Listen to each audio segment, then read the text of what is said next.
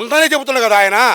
నేను 15 ఏళ్ళు ఆయనకే జోలె మోస్తానంటే కాపులు అనేవాళ్ళు ఏ రోజు టీడీపీకి వ్యతిరేకులు. ఈ పవన్ కళ్యాణ్ గారు వచ్చిన తర్వాతనే ఈ కాపుల్ని ఏదో ప్రలోభ పెట్టి నేను అది చేపిస్తా ఇది చేపిస్తానే మాయమాటలు చెప్తే నమ్మారు. కానీ ఆయన ఈ కూటమిలో కలిసిన తర్వాత ఈ కాపులనే మర్చిపోయిండు. జనసేన టీడీపీలో కొంతమంది నాయకులు కార్యకర్తలు మాట్లాడతారు, వైసీపీలో ఉన్న వాళ్ళు కాపులే కాదు, కాపు నాయకులు కాదన్న నిజం ఎంతవరకు అవి ఎలా తీసుకోబోతున్నారు?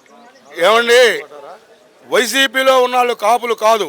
బొలిశెట్టి శ్రీనివాసరావు గారు నిన్నగాక మొన్న జనసేన పార్టీ తరఫున ఎన్నో ఇబ్బందులు పడుకుంటూ అదే పార్టీలో కొనసాగుకుంటూ, అయ్యా జనసేన నాయకులారా మన పార్టీకి అన్యాయం జరిగిపోతుంది, మీరు కూటమిలో కలిపారు, సముద్రంలో ఉప్పు నీళ్ళలో మంచినీళ్ళు కలిపినట్టు సముద్రంలో కలిపినట్టు మీరు మమ్మల్ని తీసుకుపోయి దాంట్లో వేశారు, ఒక న్యాయం జరగట్లేదని మొత్తుకొని ఆయన నిన్న బయటికి రావడం కూడా జరిగింది.